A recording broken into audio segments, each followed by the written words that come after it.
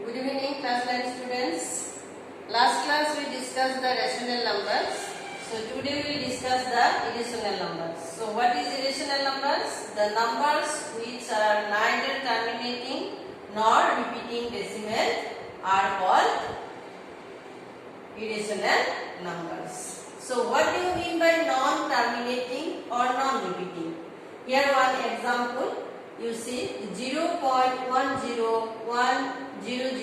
again 1000. Here we cannot terminate this decimal point. Why? You may ask, why not, ma'am?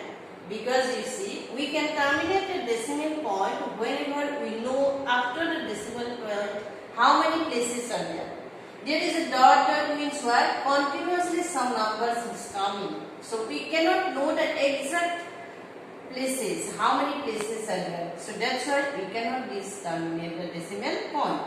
Moreover, it is not repeating also. Why it is not repeating? If it is repeating 10, only 10 is coming, simply we are giving one bar. But we are not giving like this. Why not? Because not 10. First of all 10, second time 20, second time 30, so and so on.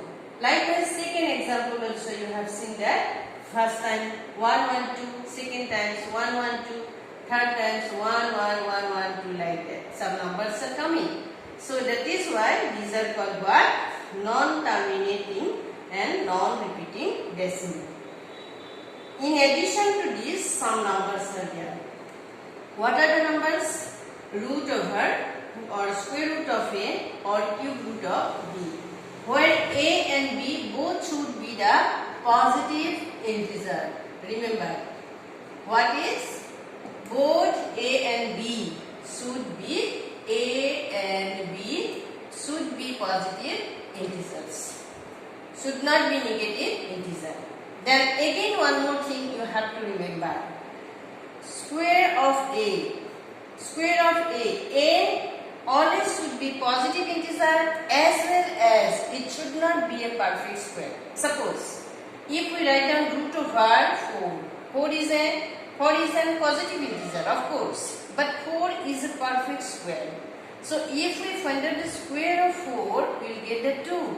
That is 2 is a rational number because we know that 2 by 1. Similarly, if it is a 9, we will get 3. Similarly, if it is 16, we will get 4. So you always remember that square root of non-perfect square number. Say square root of 5, square root of 2.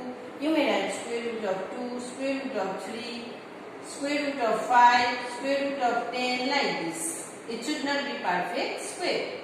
Like this, it should not be perfect cube. B should not be the cube.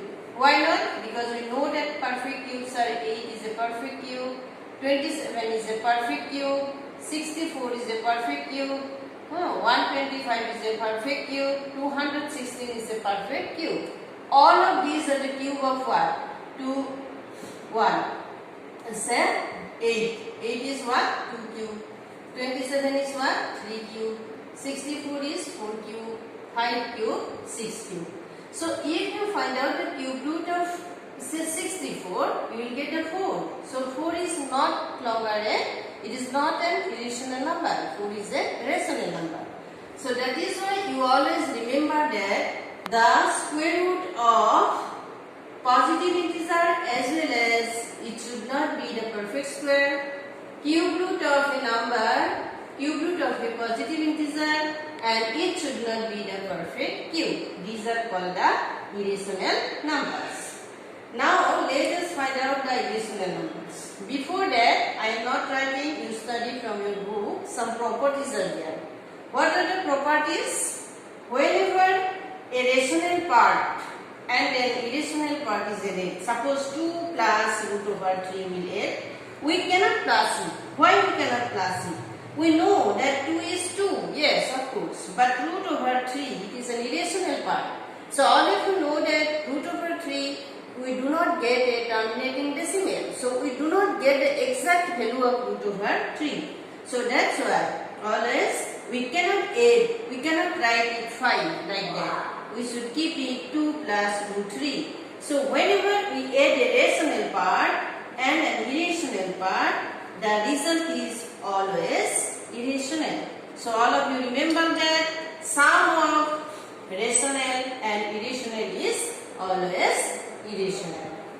Similarly, product, in case of product also like this. Say 2 into root over 5. What do you get? 2 root over 5. We cannot write down the 10 here because we do not know the exact value of root over 5 or square root of 5. So here we have seen that you are asked to find out, choose the irrational numbers from the following or from given questions. So here all of you know that root over 20, square root of 20, 20 is not a perfect square. So all of you know that it is irrational number. Square root of 9. This is all of you know that 3. So it is not irrational number. It is rational number. But number 3, you see, what is the answer? Number 3, already I am explaining it. I already explained 3 plus root over square root of 3 always becomes the irrational number. So we write that it is an irrational number. Similarly, that is 4 is the rational part. If we divide it by an irrational part, then always result is irrational number. But here you have seen that root over square root of 9 by 4. Square root of 9 means all of you know that is 3. And square root of 4 is 2. So it is no more irrational number. It is a rational number. So likewise, you study some other problem from your book. So today again we are discussing some topic. In your book it may not be given as similar terms, but before doing some simplification or addition or subtraction, you have to know what is similar term. So this type of figure, that is square root of cube root of, we may naming as surd also, as you are the surd, and root of a. This is the symbol. If a number is there, positive integer, and there is some number, then this type of number is called the surd, SU or the surd. So today we will discuss the similar terms. What do you mean by similar terms? Whenever under the radical sign, this type of sign is called the radical sign. Radical sign or radical symbol. Under this radical sign, if the same number is present, in case of here, all of you look at this question. I am giving plus and minus because it may be plus or minus. So that's why both sign I am using here. Plus minus square root of 2, plus minus 2 into square root of 2, plus minus 3 into square root of 2. So in case of similar term, why we should know the similar term? All of you remember these things. In case of addition and subtraction, always we aware of the number before the radical sign. Whenever the numbers is same under this radical sign, then all these terms are called the similar terms. Have you seen? These are called similar terms. For your better understanding, I am giving another example to you. Suppose you are given this type of figure. This type of figure. It may be bigger or smaller, it is no doubt. No problem. But you have seen that all having the three sides. So all these are called what? Similar figure. So this type of figure, these are called similar figure. Or suppose this is a house. This is a house. All these are same house. These are called what? Similar figure. Why I am giving like this? Just to know what is called similar figures. So I am using here plus minus under this radical sign square root of 3, square root of 3, square root of 3. It should but be always same number under this radical sign. There is 3, there is 3, there is 3. There is 5, there is 5, there is 5. 7, 7, 7. So all of you remember that if the numbers under this radical sign is same, then they are called the similar terms. So in case of addition and subtraction, always we should have the similar terms.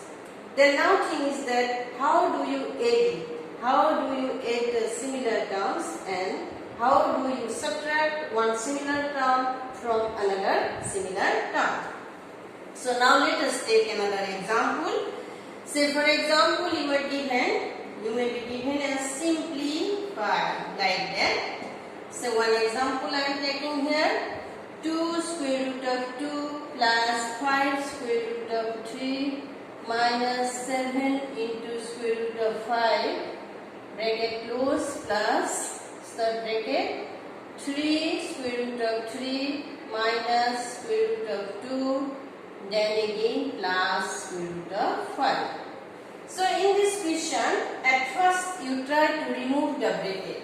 So all of you know that if we remove the bracket, always we have to look the symbol before the bracket. What is there? Plus symbol is there. So there is no problem. If there is plus symbol, then no need to change anything. Just we write down here. So what is there? You are given 2 square root of 2, 5 square root of 3, 7 square root of 5, 3 square root of 3 minus square root of 2 plus square root of 5. Now how do you add it or subtract it? You look at similar term. First of all, what is given here? 2 root over 2 square root of 2. Then is there any more number? Yes, another square root of 2. But now after getting similar term, we have to look the sign. What is there? Minus sign is there. And here what is there? 2. So you think very easily you think that suppose you are having 2 pens and 1 pen you want to give your friend. If you have the 2 pens and if you want to give 1 pen to your friend, then how many pens with you? Only 1, 2, you have 2, you give 1, you have only 1. Like this, very simple thing. You think that this 2 and this square root of 2 is pen. 2 pen minus 1 pen. Or you may write 2 minus 1. How many? Or for your confusing, if you are confusing, better to put one bracket. 2 minus 1. Only the number before the radical sign, whatever the number, that number only you have to add or you have to subtract. Then now you put the pen. 2 pens, give 1, that is you think as pen. Plus 5 and 3. What are the numbers here? All are plus. So you write put bracket 5 plus 3 square root of 3. Then again you give plus, then put bracket. What is there? Minus 7. You put minus 7, then plus. There is nothing means always considering as 1 root over 5. Now you see, very simple thing. Don't think that it is square root of 2, square root of 3. Say you think this is pen, this is pencil and this is your eraser. Like this. Say 2 minus 1 is root over 2. 5 plus 3 is 8 root over square root of 3. Then minus 7 plus 1. Don't be confused. Minus 7 plus 1. You have only 1, but you borrowed some from your friend 7. 7 erasers you borrowed once a time.